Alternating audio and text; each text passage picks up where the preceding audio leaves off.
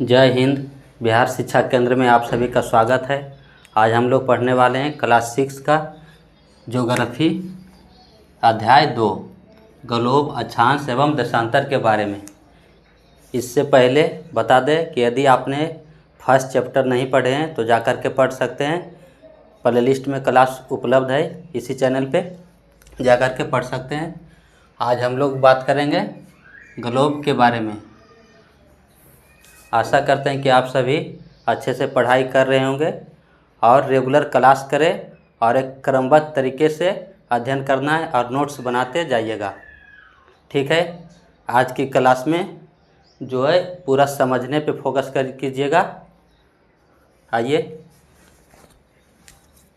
शुरू करते हैं। ग्लोब, अक्षांश एवं देशांतर के बारे में पढ़ेंगे। तो जानते हैं सबसे पहले कि ग्लोब किसे कहते हैं, ग्लोब क्या है।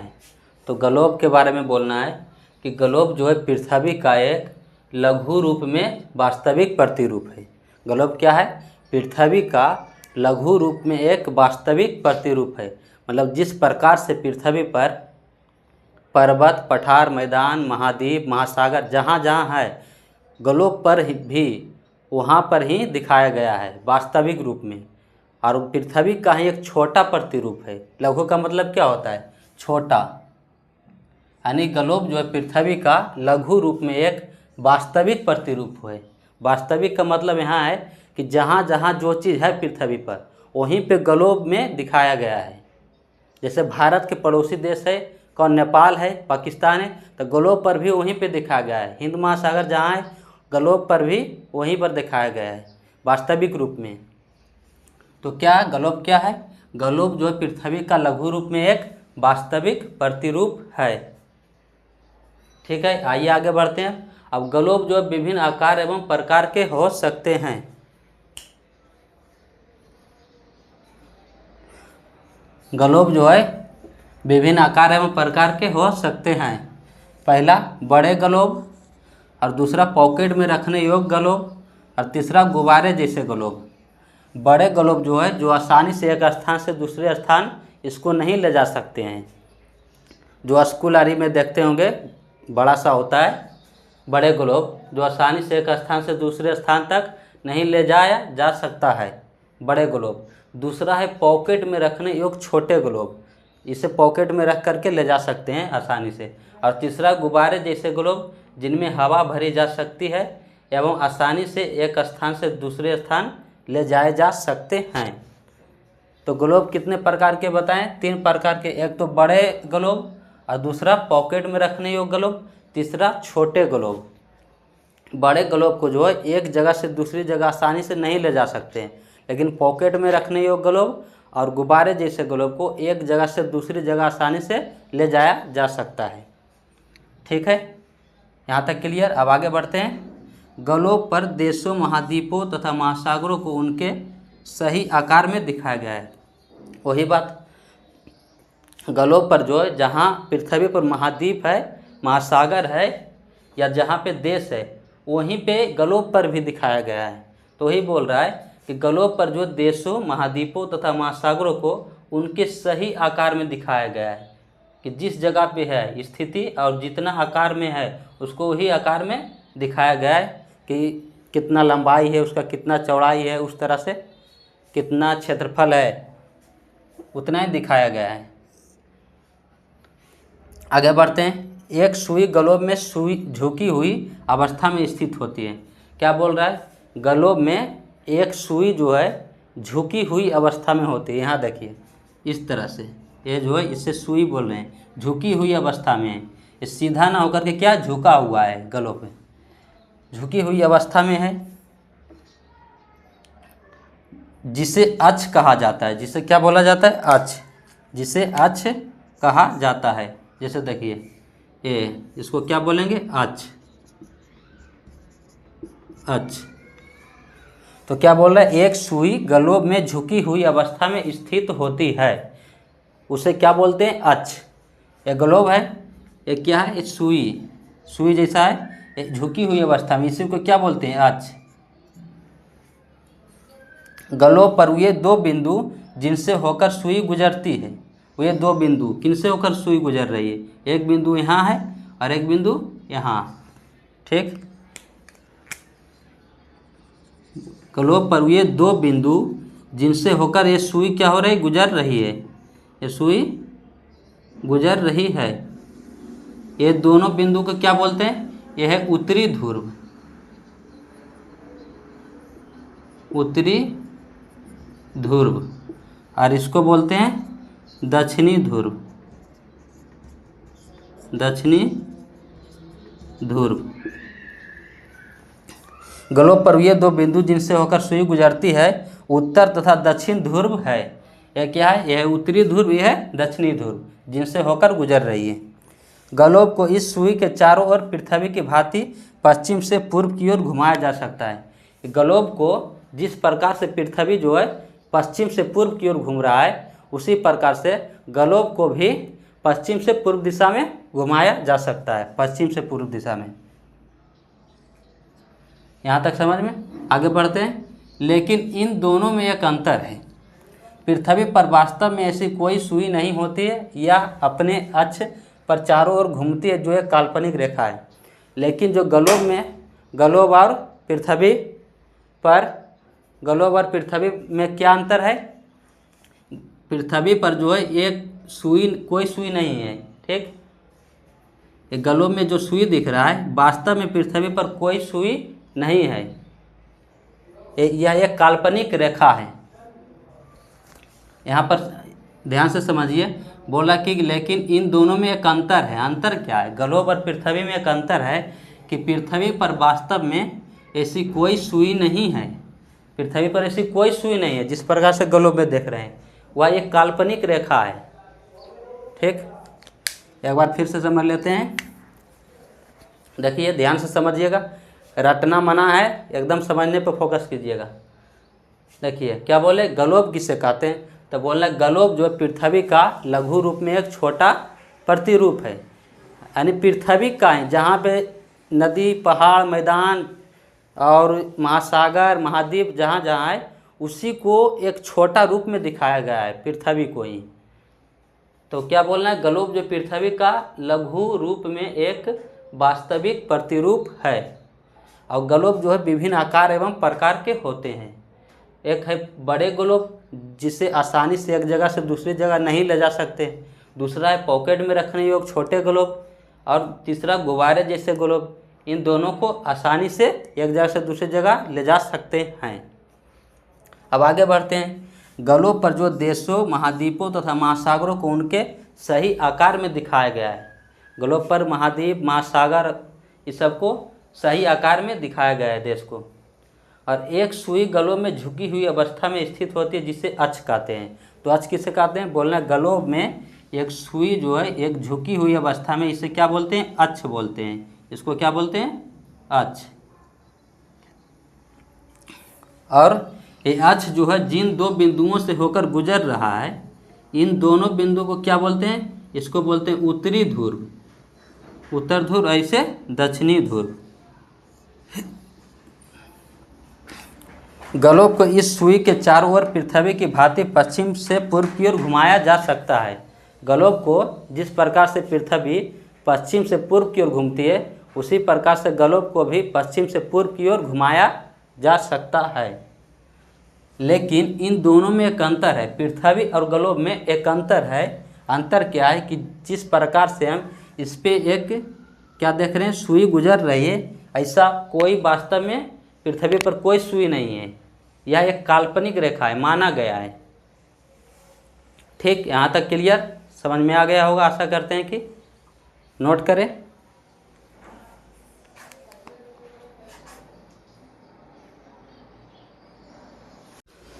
चलिए आगे बढ़ते हैं।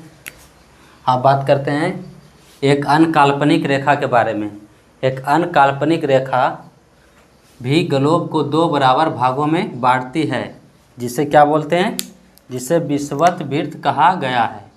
एक अन्य काल्पनिक रेखा ग्लोब को दो बराबर भागों में बांटती है, जिसे विषुवत रेखा बोला गया है। ग्लोब को दो बराबर भागों में बांट रहा है, मतलब कि पृथ्वी को, क्योंकि गलोब क्या है? एक पृथ्वी का ही वास्तविक प्रतिरूप है।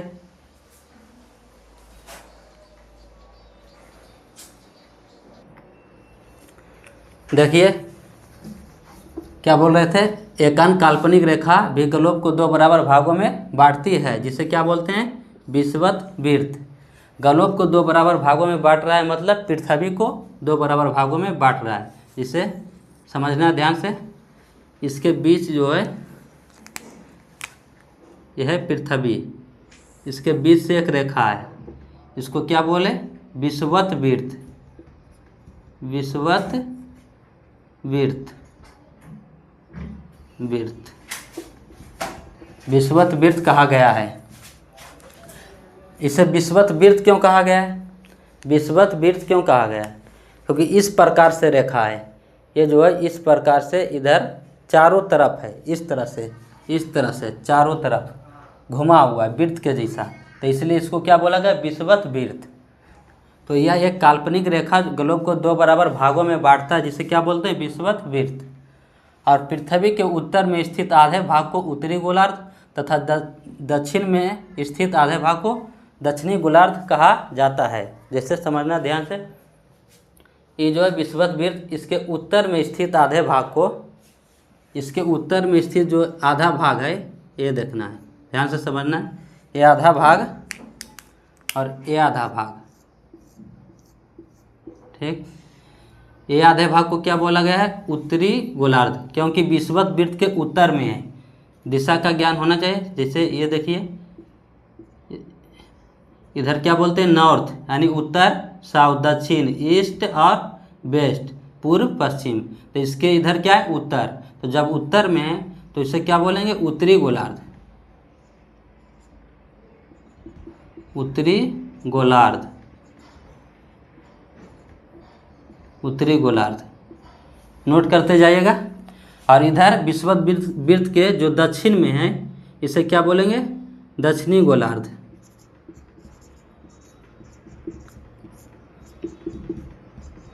दक्षिणी गोलार्ध, ठीक। अब क्या बोल रहा है? पृथ्वी के उत्तर में स्थित आधे भाग को उत्तरी गोलार्ध, ठीक है। अब पृथ्वी के दक्षिण में स्थित आधे भाग को दक्षिणी गोलार्ध। और ये जो है पृथ्वी को दो बराबर भागों में बांट रहा है, ठीक, विषुवत वृत्त।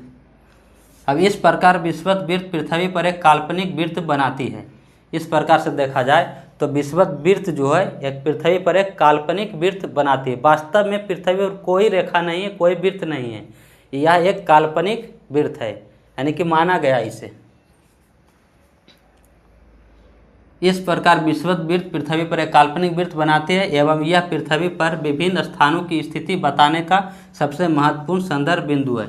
ये जो है विषुवत वृत्त पृथ्वी पर विभिन्न स्थानों की स्थिति बताने का एक संदर्भ बिंदु है, सबसे मूल बिंदु है। यहीं से बताया जाता है। ये जैसे यहाँ पे कोई स्थान है, यहाँ पे कोई स्थान है, तो इसको बताने के लिए क्या है? एक मूल बिंदु का काम करता है, संदर्भ बिंदु है। विषुवत वृत्त से ध्रुवों तक स्थित सभी समांतर वृत्तों को अक्षांश रेखाएं कहा जाता है। विषुवत वृत्त से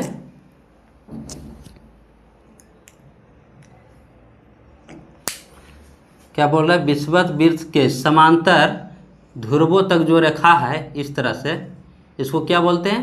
अक्षांश रेखा। इसे क्या बोलते हैं? अक्षांश रेखा। अक्षांश रेखा। और दोनों तरफ, इधर भी, इधर भी है,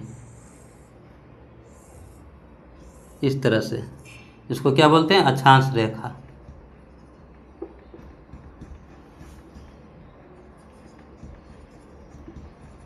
अक्षांश रेखा। विषुवत वृत्त से ध्रुवों तक स्थित सभी समांतर वृत्तों को अक्षांश रेखाएं कहा जाता है और अक्षांशों को अंश में मापा जाता है। अक्षांशों को किस में मापा जाता है? अंश में। अंश मतलब कि डिग्री में, डिग्री में मापा जाता है। जैसे विषुवत वृत्त क्या है? 0 डिग्री अक्षांश। विषुवत वृत्त किसको बोलते हैं? 0 डिग्री अक्षांश को। कितना है? 0 डिग्री अक्षांश अंश में मापा जाता है। विषुवत वृत्त शून्य अंश यानी कि 0 डिग्री अक्षांश को दर्शाती है। तो बोला जाएगा 0 डिग्री अक्षांश को क्या बोला गया? विषुवत वृत्त। 0 डिग्री अक्षांश को क्या बोला गया है? विषुवत वृत्त दर्शाती है। चूँकि विषुवत वृत्त से दोनों तरफ ध्रुवों के बीच की दूरी पृथ्वी के चारों ओर वृत्त का 1/4 है। विषुवत वृत्त से जो दोनों तरफ ध्रुवों के बीच की दूरी, यहाँ पे ध्रुव है, ठीक है, क्या है? नॉर्थ पोल यानी कि उत्तरी ध्रुव, इसको क्या बोलते हैं? उत्तरी ध्रुव। और यहाँ पे है दक्षिणी ध्रुव, साउथ पोल, ठीक, दक्षिणी ध्रुव। तो यहाँ से जो दूरी है, ये दूरी क्या है? 1/4 को दर्शाता है। ये देखना है, देखो इस तरह से देखा जाए तो एक 4 भाग में है, तो इतना दूरी, इतना क्या 1/4 है। और तो पूरा वृत्त क्या होता है? पूरा वृत्त 360 डिग्री का, पूरा वृत्त 360 डिग्री का, तो इसका क्या है? 1/4 है, यानी कि 90 डिग्री, क्या है? 90 डिग्री तक है। तो 90 डिग्री उत्तरी अक्षांश, ये है 90 डिग्री नॉर्थ लेटीट्यूड, उत्तरी अक्षांश। ये 90 डिग्री दक्षिणी अक्षांश, साउथ लेटीट्यूड।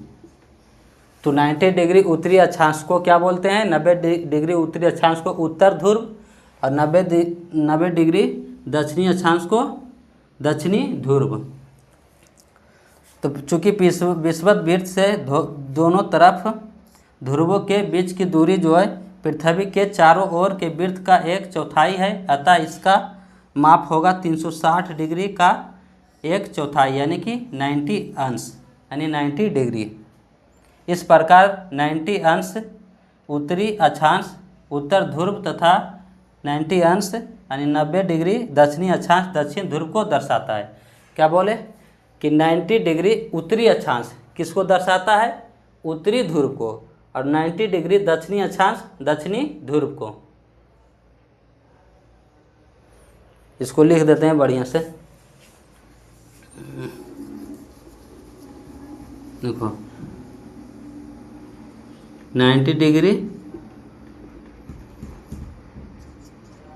दक्षिणी अक्षांश, दा से दक्षिणी अक्षांश, इसको क्या बोलते हैं? साउथ पोल यानी दक्षिण ध्रुव, दक्षिणी ध्रुव को। अरे क्या? उत्तरी ध्रुव को दर्शाता है। अरे क्या 1/4 जो है 90 डिग्री कैसे आया? तो 360 डिग्री का 1/4 यानी 90 डिग्री, ठीक।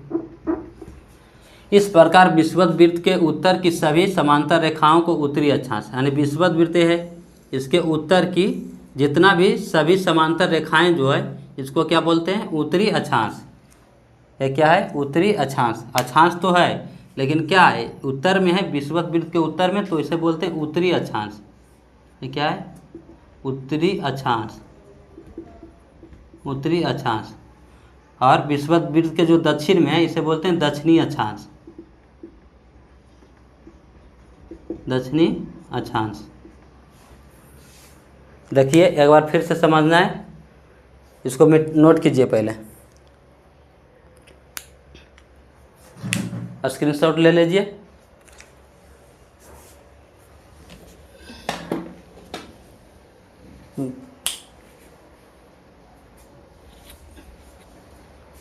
देखिए एक बार फिर से समझा देते हैं।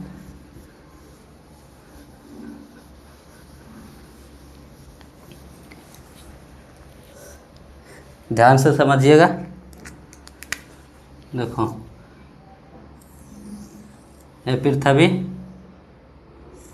इसको क्या बोलते हैं? 0 डिग्री अक्षांश। इसको क्या बोलते हैं? विषुवत वृत्त, विषुवत वृत्त। और विषुवत वृत्त के उत्तर में स्थित जो है ये पूरा आधा भाग, इसको क्या बोलते हैं? उत्तरी गोलार्ध। ये क्या है? उत्तरी गोलार्ध, उत्तरी गोलार्ध। और इसके दक्षिण में जो है ये आधा भाग, इसे बोलते हैं दक्षिणी गोलार्ध। इसे क्या बोलते हैं? दक्षिणी गोलार्ध। गोलार्ध। ठीक। और 0 डिग्री के समानांतर जितनी भी रेखा खींचा गया है इसे बोलते हैं अक्षांश रेखा। कौन सा रेखा? अक्षांश रेखा। क्या है? अक्षांश रेखा। और उत्तर में भी है और दक्षिण में भी है। उत्तर में भी है और दक्षिण में भी। ये क्या बोलते हैं इसे?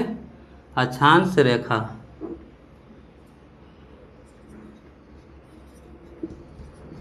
अक्षांश रेखा। और जो विषुवत वृत्त के उत्तर में है उसे बोलते हैं उत्तरी अक्षांश, और जो दक्षिण में है उसे दक्षिणी अक्षांश। तो ये 0 डिग्री के उत्तर में है तो इसे क्या बोलेंगे? उत्तरी अक्षांश।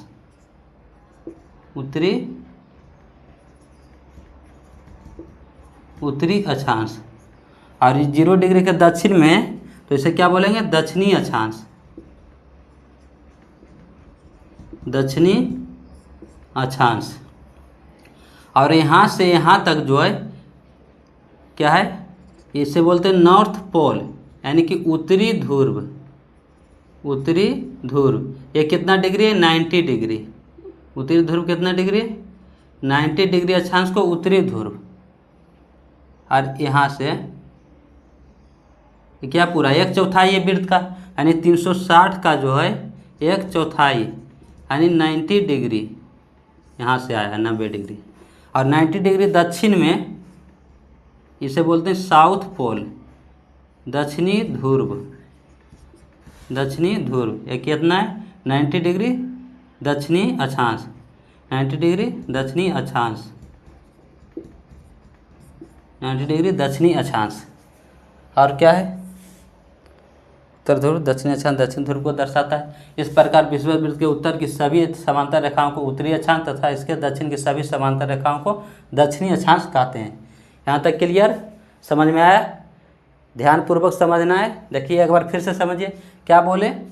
ये जो काल्पनिक रेखा है गलोब को 2 बराबर भागों में बांटती है 0 डिग्री बोला गया है, इसे जो है विषुवत वृत्त कहा गया है। और विषुवत वृत्त के उत्तर में आधे भाग को उत्तरी गोलार्ध और विषुवत वृत्त के दक्षिण में आधे भाग को दक्षिणी गोलार्ध कहा गया है।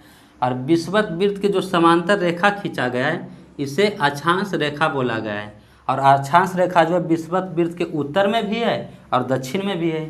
तो उत्तर में जो अक्षांश है इसे बोलते हैं उत्तरी अक्षांश। क्या बोलते हैं? उत्तरी अक्षांश। और जो दक्षिण में इसे दक्षिणी अक्षांश। और यहाँ पर जो है 90 डिग्री उत्तरी अक्षांश, 90 डिग्री उत्तरी अक्षांश को क्या बोला गया है? उत्तर ध्रुव। 90 डिग्री उत्तरी अक्षांश को उत्तर ध्रुव और 90 डिग्री दक्षिणी अक्षांश को दक्षिण ध्रुव बोला गया है। ठीक, यहाँ तक क्लियर? आशा करते हैं कि समझ में आ गया होगा। ठीक है, नोट करें।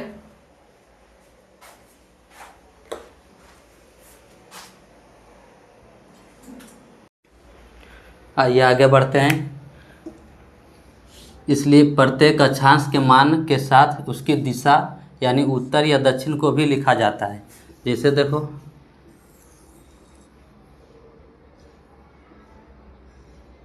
यह है 0 डिग्री यानी विषुवत रेखा। क्या है? विषुवत वृत्त। विषुवत वृत्त। और क्या बोले? इसके उत्तर में स्थित जो अक्षांश है इसे क्या बोलते हैं? उत्तरी अक्षांश। और दक्षिण में स्थित जो इसके समांतर रेखा है इसे बोलते हैं दक्षिणी अक्षांश। इसलिए क्या प्रत्येक अक्षांश के मान के साथ उसकी दिशा भी लिखा जाता है। यानी उत्तर में है तो वो लिखेंगे उत्तरी, जैसे मान लिया जाए 23.5 डिग्री है। ठीक, और इधर भी क्या है? 23.5 डिग्री। अब 23.5 डिग्री किधर है कैसे पता चलेगा? इसके साथ दिशा बताना पड़ेगा कि विषुवत वृत्त के उत्तर में है या दक्षिण में है। तो इसीलिए यहाँ पर लिखना पड़ेगा नॉर्थ लेटीट्यूड यानी साउथ लेटीट्यूड। ये क्या है? उत्तरी अक्षांश। ये क्या है? दक्षिणी अक्षांश। इसके दिशा को लिखना पड़ेगा 23.5 डिग्री उत्तरी अक्षांश। उत्तरी अक्षांश यानी उत्तर में, और दक्षिणी अक्षांश इस तरह से लिखना पड़ेगा। तो 23.5 डिग्री उत्तरी अक्षांश इसको बोलते हैं कर्क रेखा।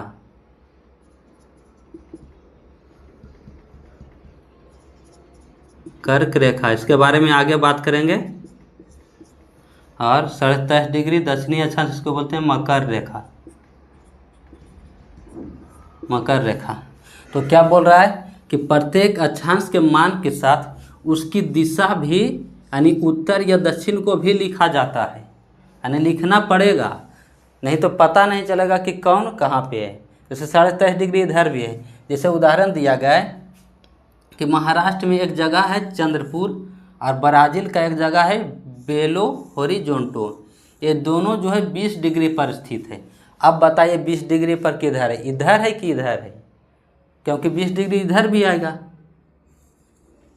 यहाँ पर भी आएगा 20 डिग्री और यहाँ पर भी 20 डिग्री। तो पता कैसे चलेगा कि किधर है विषुवत वृत्त के? इसीलिए दिशा लिखना जरूरी है कि दक्षिण में है या उत्तर में। तो बताया गया है कि चंद्रपुर जो है विषुवत वृत्त के 20 डिग्री उत्तर में है। 20 डिग्री उत्तर में तो इधर है, यानी कि चंद्रपुर यहाँ इस रेखा पे कहीं पर होगा चंद्रपुर। तो 20 डिग्री इसे बोलेंगे उत्तरी अक्षांश। उत्तरी अक्षांश उत्तर में है तो उत्तरी अक्षांश, और यहाँ 20 डिग्री इसको क्या बोलेंगे? दक्षिणी अक्षांश।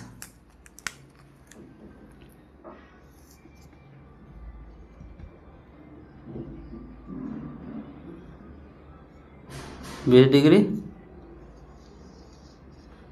दक्षिणी अक्षांश। दक्षिणी अक्षांश। तो समझ में आया कि दिशा क्यों लिखना जरूरी है? क्योंकि इधर भी 20 डिग्री इधर भी 20 डिग्री है। अब पता कैसे चलेगा कि कौन सा स्थान कहाँ पे है? इसीलिए दिशा लिखना जरूरी है कि दक्षिण में है या उत्तर में है। तो आशा करते हैं कि समझ में आ गया होगा। एक बार फिर से समझ लीजिए कि क्या क्या बताएं इसमें, जल्दी से रिवीजन। सबसे पहले क्या बात की? ग्लोब के बारे में। ग्लोब क्या है? पृथ्वी का एक लघु रूप में वास्तविक प्रतिरूप है। ग्लोब क्या है? पृथ्वी का एक लघु रूप में वास्तविक प्रतिरूप है। उसके बाद बात किए कि ग्लोब जो विभिन्न आकार प्रकार के होते हैं, बड़े ग्लोब, पॉकेट में रखने योग्य ग्लोब, और गुब्बारे जैसे ग्लोब जिसमें गुब्बारा भर के ले जा सकते हैं। उसके बाद बात किए अक्ष के बारे में कि अक्ष किसे कहते हैं? ग्लोब पर एक झुकी हुई जो जगह होती है सुई की तरह, इसे क्या बोलते हैं? अक्ष। ठीक। और विषुवत रेखा के बारे में बात किए। देखो ध्यान से समझना है।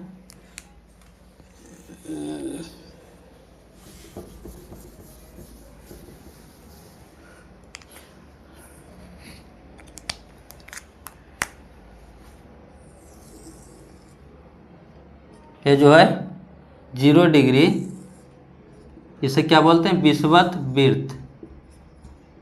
विषुवत वृत्त 0 डिग्री अक्षांश को विषुवत वृत्त बोलते हैं। ये जो पृथ्वी को 2 बराबर भागों में बांटती है, ये जो आधा भाग है, ये जो इतना देख रहे हैं यहाँ से लेकर के और यहाँ पर से लेकर के इधर जो आधा भाग है, इसको क्या बोलते हैं? गोलार्ध।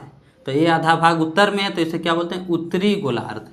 उत्तर में तो उत्तरी गोलार्ध। और इतना जो दक्षिण में है इसे बोलेंगे दक्षिणी गोलार्ध। क्या बोलेंगे? दक्षिणी गोलार्ध। और इस रेखा के या इस विषुवत वृत्त के जो समांतर रेखा खींचा गया है, इसके समांतर जो रेखा खींचा गया है, इसे क्या बोलते हैं? अक्षांश रेखा। तो उत्तर में भी और इसके दक्षिण में भी, इसके दक्षिण में भी इसे क्या बोलते हैं? अक्षांश रेखा। और 0 डिग्री के उत्तर में है तो इसे उत्तरी अक्षांश। क्या बोलेंगे? उत्तरी अक्षांश। और 0 डिग्री के दक्षिण में है तो दक्षिणी अक्षांश। और इसे क्या बोलते हैं? ध्रुव। 90 डिग्री उत्तरी अक्षांश को क्या बोलते हैं? 90 डिग्री उत्तरी अक्षांश, उत्तर ध्रुव। ये क्या है? उत्तर ध्रुव। और इधर 90 डिग्री दक्षिणी अक्षांश को क्या बोलते हैं? दक्षिण ध्रुव। दक्षिण ध्रुव। ठीक है, आशा करते हैं कि आज समझ में आ गया होगा, आज का क्लास अच्छा लगा होगा।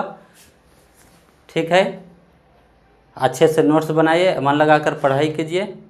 धन्यवाद। अब मिलते हैं अगली कक्षा में।